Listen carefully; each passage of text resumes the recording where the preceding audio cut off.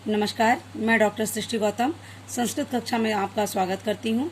आज हम कक्षा 9वीं की सेम संस्कृत के पंचम पाठ का अध्ययन करेंगे। पंचम पाठ सूक्त मौक्तिकम।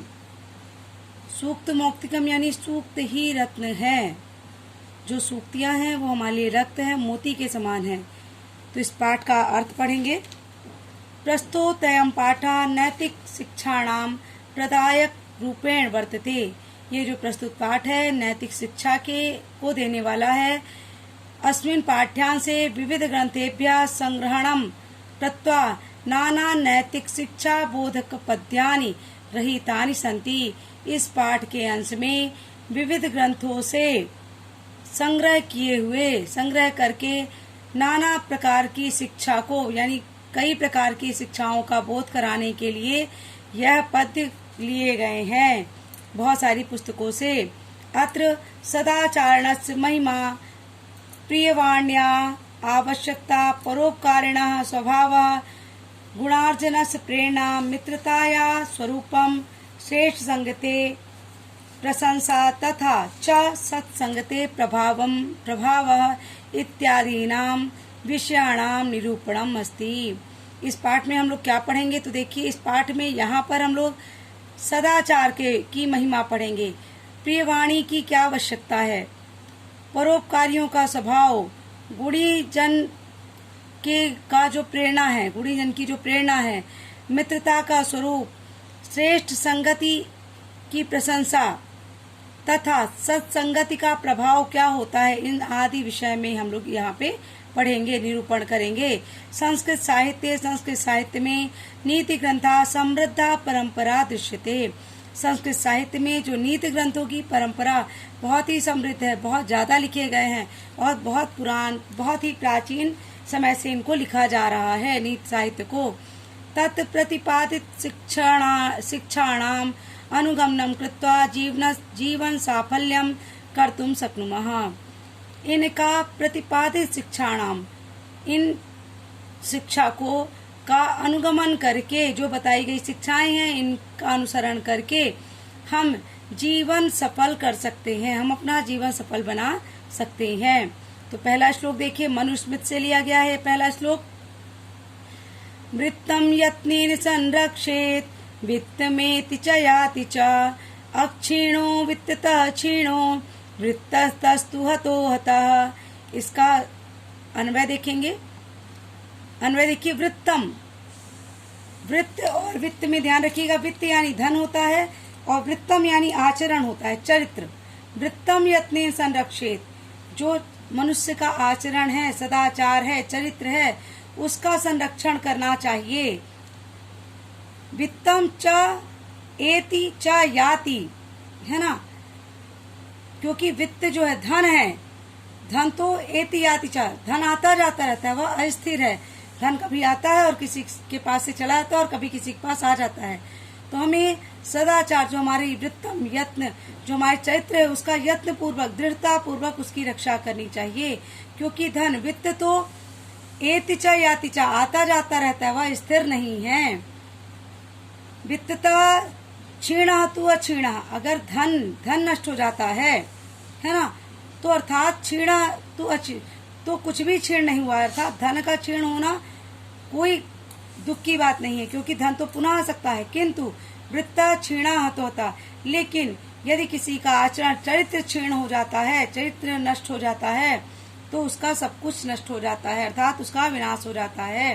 और देखिए, मनुष्य को सदाचार अर्थात सच्चरित्र की दृढ़ता पूर्वक रक्षा करनी चाहिए, अर्थात सदैव सदाचार की रक्षा में प्रयत्नशील रहना चाहिए।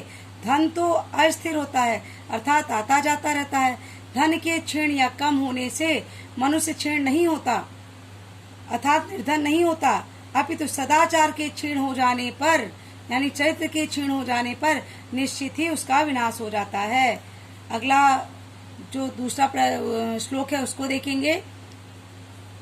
श्रूयताम धर्म सर्वस्वम श्रुत्वा चैव वधार्यताम आत्मना प्रतिकूलानि परेशान न समाचरेत। ये दूसरा जो श्लोक है ये विदुर नीति से लिया गया है। इसका अन्वय देखेंगे। धर्म सर्वस्वम श्रूयताम च श्रुत्वा एव अवधार्यताम। धर्म सर्वस्वम अर्थात धर्म का सब कुछ, धर्म सर्वस्वम धर्म का सब कुछ, श्रूयताम च श्रुत्वा सुन करके, अवधार्यताम धारण करना चाहिए, अर्थात मनुष्य को धर्म का सार सुन करके, श्रूयताम धर्म का सार सुन करके, उस संपूर्ण धर्म को सुन करके, उसका सार सुन करके उसे ग्रहण करना चाहिए, यानी धर्म का सार हमें ग्रहण करना चाहिए। आत्मना प्रतिकूलानि परेशान न समाचरेत, और जो स्वयं के लिए प्रतिकूल ना हो, यानी जो हमें स्वयं अच्छा ना लगे, हमें प्रिय ना लगे, ऐसा आचरण हमें दूसरों के प्रति नहीं करना चाहिए। और देखिए, मानव को धर्म का सार सुनना चाहिए और उसे सुनकर मानव में मतलब मन में ग्रहण करना चाहिए, धारण कर लेना चाहिए। तथा स्वयं के प्रतिकूल अप्रिय, जो मुझे स्वयं को अच्छा न लगे, वैसा आचरण दूसरों के प्रति नहीं करना चाहिए।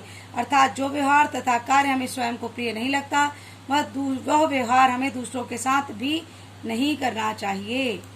अगला श्लोक देखिए। प्रिय वाक्य प्रदानेन सर्वे तुष्यन्ति जन्तवः तस्मात् तदेव वक्तव्यम् वचने का दरिद्रता। यह प्रश्न चाणक्य नीति से लिया गया है, क्षमा कीजिएगा। तो इसका अन्वय देखिए। सर्वे जंतवा प्रिय वाक्य प्रदानेन तुष्यन्ति, सभी मानव जितने भी जंतु हैं प्रिय वाक्य देने से, प्रिय वचन बोलने से संतुष्ट हो जाते हैं, प्रसन्न हो जाते हैं। तस्मात् इसलिए सर्वै तदैव वक्तव्यम, इसलिए सभी को वैसा ही बोलना चाहिए, अर्थात मधुर ही बोलना चाहिए। वचने का दरिद्रता, वचन में कैसी दरिद्रता। अर्थ देखेंगे, इस संसार में मधुर वचन बोलने से सभी प्राणी प्रसन्न होते हैं, सभी जंतुआ प्रिय वाक्य बोलने से संतुष्ट हो जाते हैं, अर्थात प्राणी मात्र को प्रिय वचनों से अनुकूल रखा जा सकता है।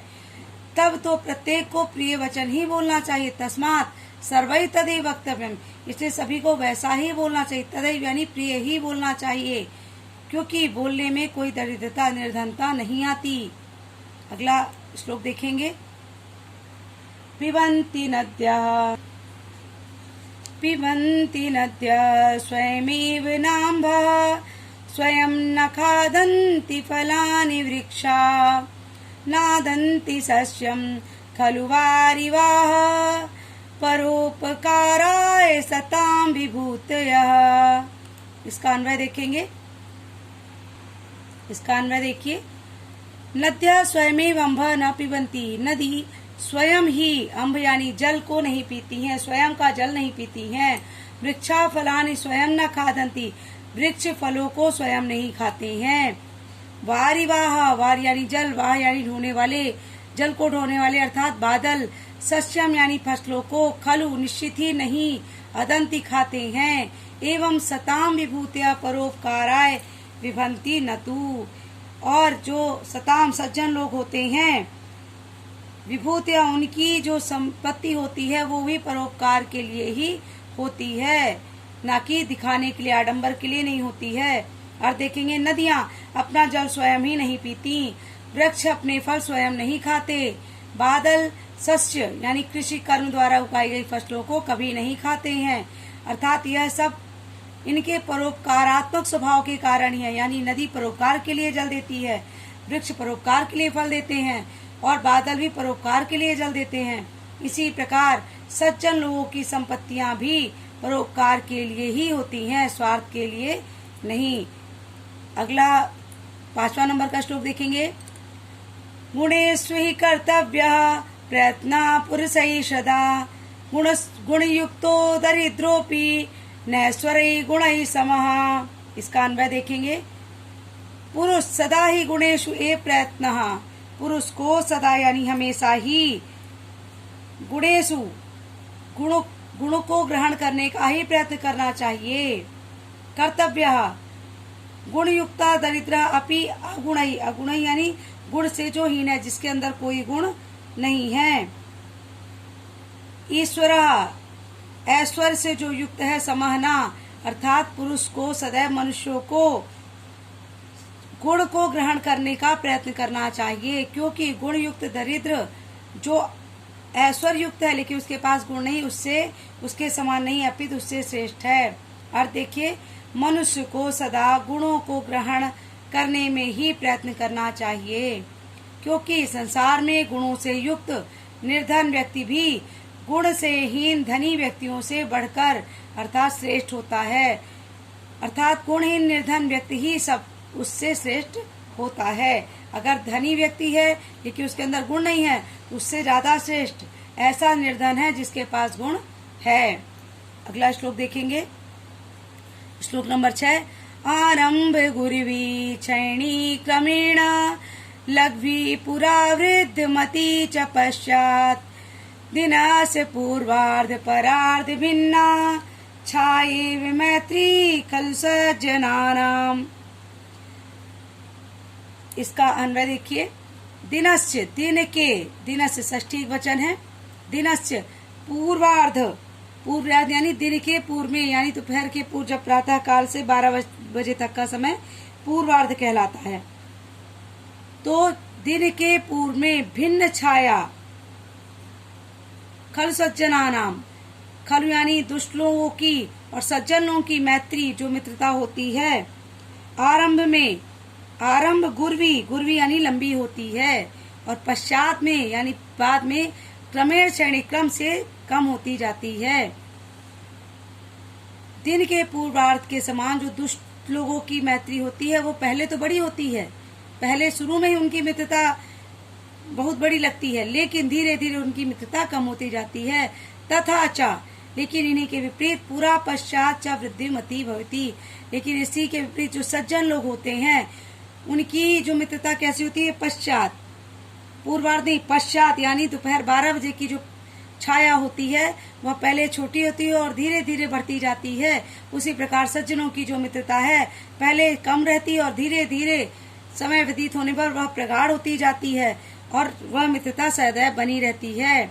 और देखिए, अगर इसमें आप और देखिए, दुर्जन और सज्जनों की मित्रता दिन के पूर्वार्ध तथा परार्ध, पूर्वार्ध और परार्ध का अर्थ होता है पूर्वार्ध दोपहर के पहले का समय और परार्ध अर्थात दोपहर के बाद का समय।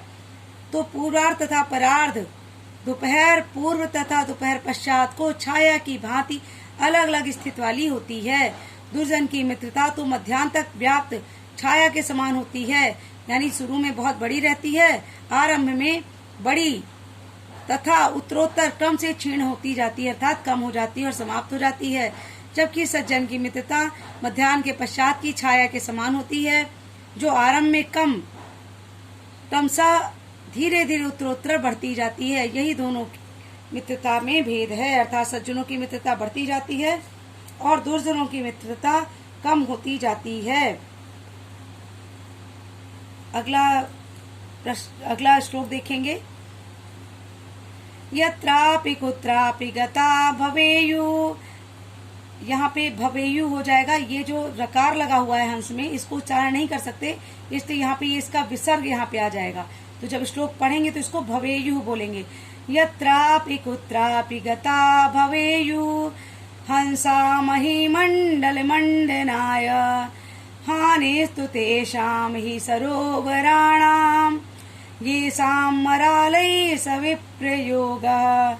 इसका अन्वय देखिए, हंसा महिमंडल मंडनाय यत्र अपि कुत्र अपि गता भवेयु, अर्थात जो हंस होते हैं, यत्रापि महिमंडल पृथ्वी को सुशोभित करने के लिए, मही यानी पृथ्वी, महिमंडल पृथ्वी को सुशोभित करने के लिए, यत्र अपि कुत्रापि गता, जहाँ कहीं भी जाते हैं, यत्र यानी यहाँ, अपि यानी भी, कुत्र कहीं भी, यहाँ कहीं भी वे गता जाते हैं, वहीं पर क्या करते हैं, वो पृथ्वी को सुंदर बना देते हैं, सुशोभित कर देते हैं।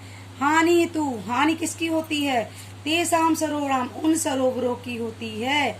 ये शाम मरालई, मरालई यानी हंस होते हैं, उन ये शाम जो सरोवर हंसों से विप्रयोगा अलग हो जाते हैं, अर्थात हंस पृथ्वी की शोभा बढ़ाने को जहाँ कहीं भी चले गए हों, इसमें हानि तो उन सरोवरों की, तालाब की होती है जिन्हें छोड़कर हंस चले गए, अर्थात शोभा कारक हंसों से जिनका वियोग हो गया हो।